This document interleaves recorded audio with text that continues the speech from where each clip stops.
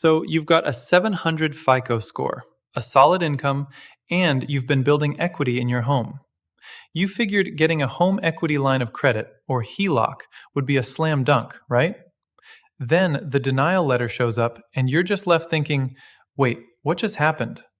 If this sounds familiar, you're not alone. The truth is, your credit score is just one part of the story. A surprising number of people get turned down for HELOCs, and it's often for reasons that have nothing to do with a great score. In this video, we're going to pull back the curtain on the real reasons banks say no. First up is something called your debt-to-income ratio, or DTI. It's pretty simple. It's just the percentage of your monthly income that's already spoken for by debt payments. Now, most lenders have a preferred limit, and a common benchmark they use is around 43%. While some are more flexible, going over that number can make them really nervous.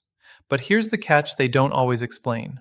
When you apply, the bank doesn't just look at your current DTI. They add the potential new payment of the HELOC you're asking for into their calculation. So even if you're under the 43% line before you apply, the new loan could be the very thing that pushes you over the edge, triggering a denial no matter how shiny your credit score looks. The second big hurdle is not having enough equity in your home. From the lender's perspective, they're taking on a risk, and your home is their security. Because of that, most want you to keep a decent chunk of equity, usually around 15 to 20%, after you take out the HELOC. This is measured by something called the combined loan-to-value, or CLTV. Lenders typically want that CLTV to stay under 85%. All that means is that your current mortgage balance plus the new HELOC you want can't equal more than 85% of your home's value. If it does, they see it as too much risk and will likely turn you down, even if you've never missed a payment in your life. So, that frustrating denial probably wasn't really about your 700 FICO score after all. It was about these other gates you have to pass: DTI and home equity.